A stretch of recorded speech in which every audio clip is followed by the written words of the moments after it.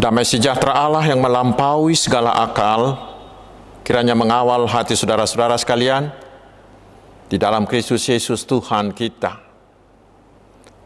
Amin.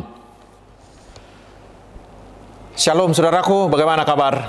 Shalom. Pasti di hari peringatan kenaikan Tuhan Yesus ini semuanya kita bersuka cita. Dan dengan hati yang bersuka cita, mari kita menerima berita Injil tentang kenaikan Yesus ke sorga, yaitu dari Injil Yohanes pasal yang ke-6 ayat 60 hingga ayat 63. Saya bacakan untuk kita, mari kita simak dengan baik. Sesudah mendengar semuanya itu, banyak dari murid-murid Yesus yang berkata, "Perkataan ini keras, siapakah yang sanggup mendengarkannya?" Yesus yang di dalam hatinya tahu bahwa murid-muridnya bersungut-sungut tentang hal itu, berkata kepada mereka, "Adakah perkataan itu menggoncangkan imanmu? Dan bagaimanakah jikalau kamu melihat Anak Manusia naik ke tempat di mana ia sebelumnya berada? Rohlah yang memberi hidup, daging sama sekali tidak berguna. Perkataan-perkataan yang kukatakan kepadamu adalah roh dan hidup." Demikian firman Tuhan. Saudara-saudaraku yang dikasihi Tuhan Yesus Kristus, hari ini semua orang Kristen di seluruh dunia bersuka cita merayakan peringatan akan kenaikan Tuhan Yesus ke sorga.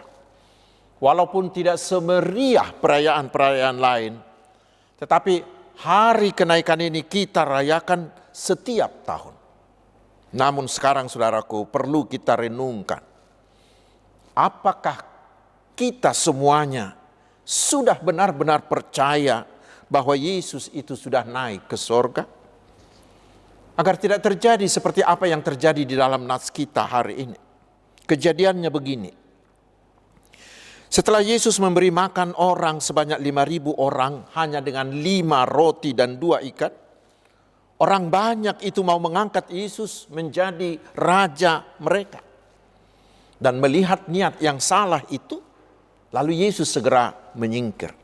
Tetapi mereka terus mencari Yesus dan mendapatinya sedang mengajar di Kapernaum. Lalu Yesus menegur mereka mengatakan, "Sesungguhnya kamu mencari aku bukan karena kamu telah melihat tanda-tanda, melainkan karena kamu telah makan roti dan kamu kenyang." Ayat 26. Setelah itu lalu Yesus menyatakan dirinya, memperkenalkan dirinya untuk meluruskan pemahaman mereka. Di ayat 35 Yesus berkata, "Akulah roti hidup. Barang siapa datang kepadaku, ia tidak akan lapar lagi. Dan barang siapa percaya kepadaku, ia tidak akan haus lagi."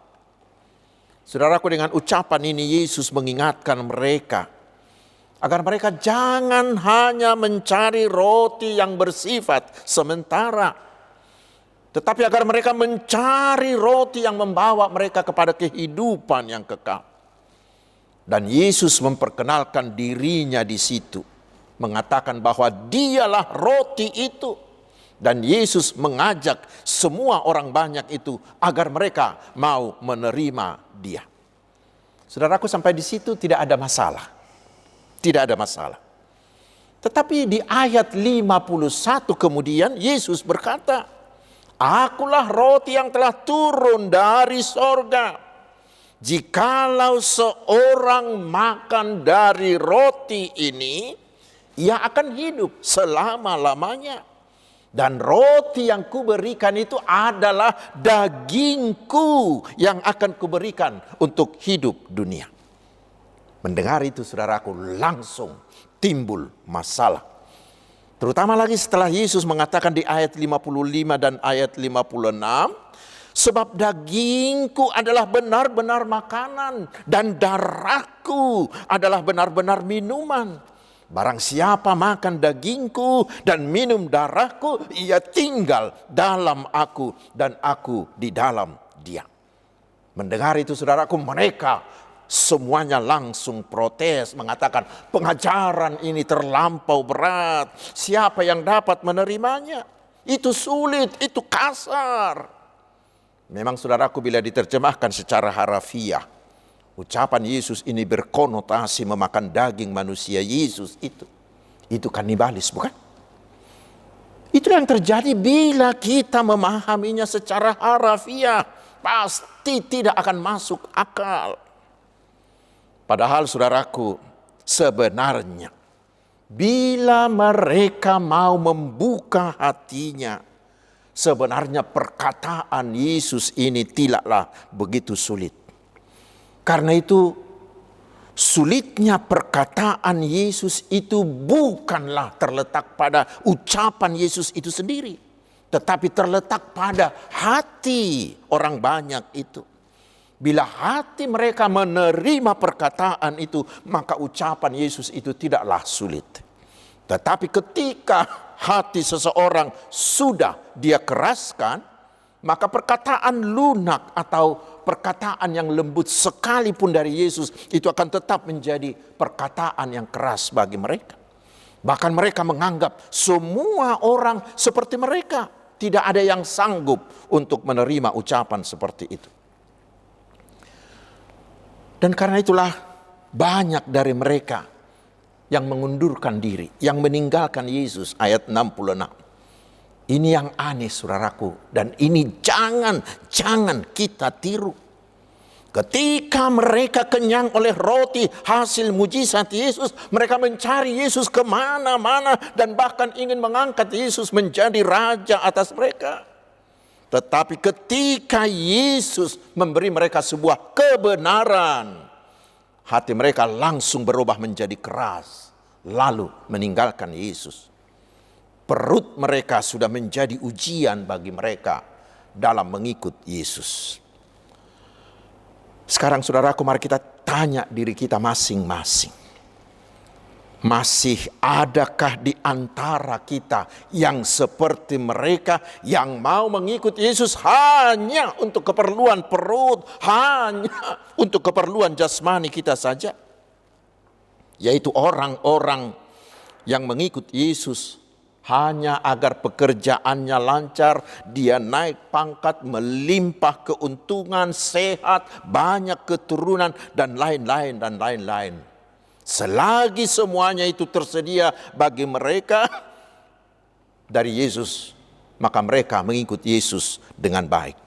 Tetapi ketika semua itu, atau ketika sebahagian dari itu, atau ketika sedikit saja dari semuanya itu tidak atau belum diberikan Yesus kepada mereka, tidak sedikit dari orang-orang yang menjadi kecewa terhadap Yesus, lalu meninggalkan Yesus, pergi mencari pertolongan ke dukun, ke orang lain, ke orang sakti, ke orang pintar, ke ajimat, atau kepada praktek okultisme lainnya. Atau sedikitnya imannya, kerajinannya mengikut Yesus semakin kendor. Padahal saudaraku, tentang semuanya itu Paulus mengatakan di 1 Korintus 15 ayat 19, jikalau kita hanya dalam hidup ini saja menaruh pengharapan pada Kristus, maka kita adalah orang-orang yang paling malang dari segala manusia. Dan iman seperti itu pasti tidak akan pernah menyelamatkan kita. Tetapi saudaraku, mari kita lihat apa yang terjadi selanjutnya. Ternyata Yesus tidak menahan mereka yang mau pergi meninggalkan dia. Tidak. Malah justru Yesus mengatakan lagi kepada murid-murid yang masih setia, yang masih tinggal itu. Yesus masih berkata kepada mereka, apakah kamu tidak mau pergi juga dengan mereka? Mengapa Yesus mengatakan begitu? Karena dalam mengikut Yesus tidak ada paksaan.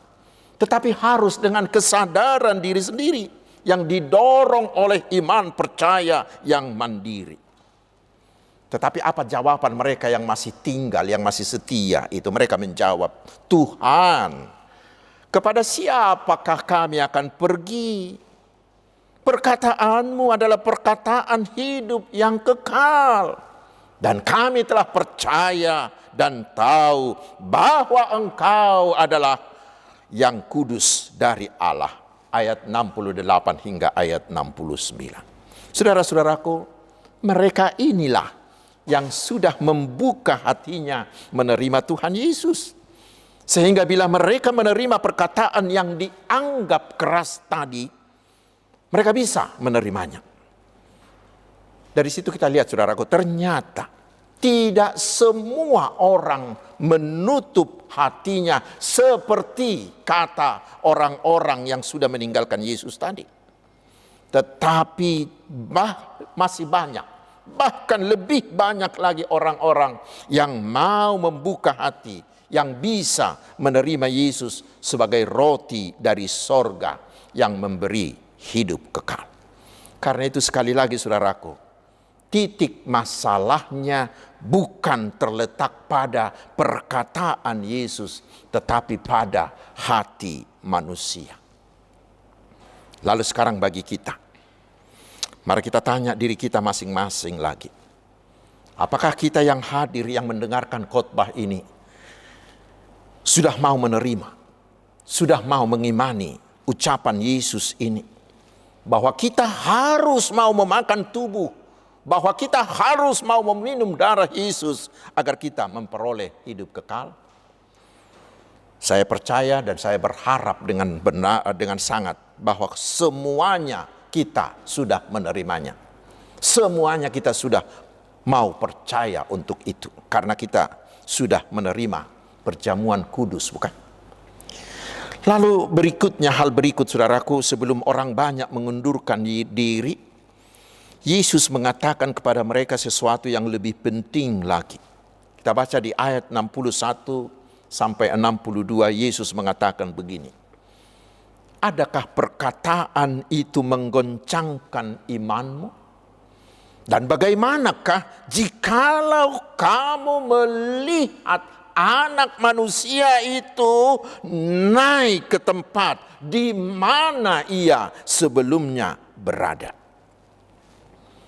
Dengan perkataan ini Yesus mau memberitahu mereka tentang kenaikannya ke sorga.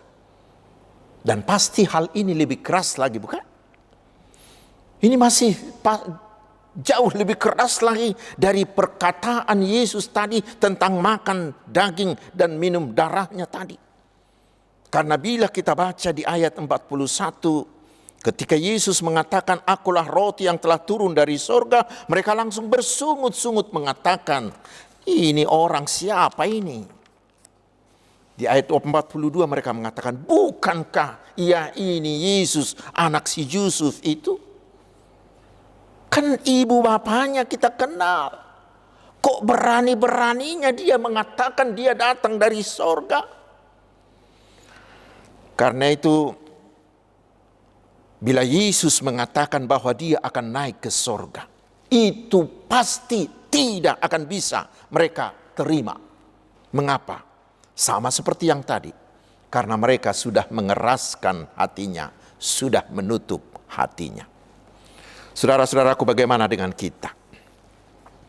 Apakah pada hari ini kita sudah benar-benar memahami dan mengimani bahwa Yesus itu benar-benar naik ke sorga? Ucapan Yesus di ayat 62 tadi memastikan, setelah misinya selesai di dunia, Yesus akan naik ke sorga, tempat dari mana dia datang. Dan itu memastikan kepada kita bahwa Yesus itu berasal dari sorga. Karena dia adalah anak Allah yang bertakhta di sorga. Tetapi dia diutus Allah Bapanya ke dunia untuk menyerahkan nyawanya kepada kematian, menggantikan kita manusia berdosa. Dan Yesus akan bangkit mengalahkan dosa, mengalahkan iblis dan kematian. Dan dengan kematian dan kebangkitannya Yesus memperdamaikan kita, sehingga kita bisa kembali kepada Bapa yang di sorga. Dan setelah bangkit, Yesus akan kembali ke sorga untuk menyediakan tempat di sorga bagi siapa yang mau percaya kepada Yesus. Artinya, barang siapa yang percaya kepada Yesus, pasti akan dibawa Yesus ke sorganya. Dan Yohanes 14 ayat 6 itu Yesus mengatakan, hanya dialah jalan satu-satunya menuju sorga itu. Karena itu saudaraku, hanya Tuhan Yesuslah yang paling pasti bisa membawa kita ke sorga. Mengapa bisa? Mengapa Yesuslah satu-satunya yang paling pasti itu? Saya akan berikan ilustrasi, mungkin sudah pernah kita dengar. Seorang bapak datang dari Balige mencari anaknya yang tinggal di Cibubur. Dia naik bis lalu tiba di terminal Kampung Rambutan. Lalu dia bertanya kepada seorang anak muda, "Nak, saya mau ke rumah anakku di Cibubur, bisa tolong saya?" Lalu si anak muda itu mengatakan, oh ya pak, kata orang kalau ke sana bisa naik angkot nomor 21. Lalu si bapak itu tanya si anak muda, jadi kau belum pernah ke sana? Belum pak, hanya kata orang, begitu. Lalu kemudian si bapak itu ketemu dengan seorang ibu dan meminta tolong lagi. Dan si ibu itu bilang, iya pak, naik angkot yang itu saja, yang warnanya merah tua. Nanti berhenti di depan Plaza Cibubur. Dari sanalah bapak berjalan kaki ke rumah anakmu itu. Lalu si bapak tanya kepada si ibu itu, apa ibu sudah pernah ke sana? Oh belum pernah pak, tetapi adik saya tinggal di sana. Dia yang kasih tahu, makanya saya tahu bahwa begitulah jalannya. Lalu yang kemudian si bapak ketemu dengan seorang kakek dan minta tolong kepada si kakek. Si kakek itu langsung bilang, siapa nama anakmu itu pak? Oh, namanya pendeta STP Siahaan. Oh, yang orangnya yang putih-putih itu ya, yang istrinya Buru Pardede itu ya. Begitu ya. Kok bapak tahu? Kata si bapak itu. Kok kakek tahu? Apa kata si kakek itu? Iya, saya kenal benar karena saya ketua RT-nya di sana. Sekarang saudaraku, dari ketiga orang itu, si pemuda, si ibu, dan si kakek, siapakah yang akan diikuti si bapak itu? Pasti bila dia mengikuti saran si anak muda atau si ibu itu, dia belum bisa pasti tiba di Cibubur di rumah anaknya itu. Lalu siapa yang pasti dia ikuti? Pasti si kakek itu, bukan? Karena apa? Karena si kakek itu berasal dan tinggal di Cibubur. Pasti tidak akan kesasar, tidak akan lilu, bukan? Lalu sekarang saudaraku, bila saudara ingin masuk ke sorga, dan pasti kita semuanya ingin masuk ke sorga, bukan? Sekarang siapa yang akan saudara ikuti? Bukankah dia yang datang dari sorga? Bukankah dia pemilik sorga dan yang sudah kembali ke sorga dan akan datang menjemput orang-orang percaya untuk masuk ke sorganya? Bukankah itu? Dan siapakah itu? Yaitu Yesus Kristus. Saudaraku, itulah yang dipastikan oleh hari kenaikan ini bagi kita. Bila kita sudah percaya, sudah pasti ada keampunan dosa. Kita sudah diperdamaikan dengan Allah. Dan sudah pasti ada tempat kita di sorga. Dan sudah pasti siapa yang bisa dan mau membawa kita masuk ke sorga itu. Tetapi yang menjadi persoalan sekarang adalah, masih pernahkah kita membayangkan keindahan sorga itu? Apa yang dituliskan oleh Yohanes di kitab Wahyu menunjukkan betapa megahnya, betapa indahnya sorga itu. Tetapi saya masih yakin tidak hanya sebegitu indah. Tetapi saya yakin, iman saya percaya bahwa sorga itu beribu-ribu bahkan berjuta-juta kali lebih indah dari apa yang dituliskan oleh Yohanes di kitab Wahyu itu. Karena yang ada di sana adalah Allah. Kita akan bersama-sama dengan Yesus Kristus selama-lamanya. Sekarang masih adakah kerinduan kita? Aong gope sihol ni rohata, agar kita segera masuk dan menikmati indahnya sorga itu. Semoga saudaraku dengan perayaan hari kenaikan Tuhan Yesus hari ini, kita semakin memiliki kerinduan untuk masuk sorga.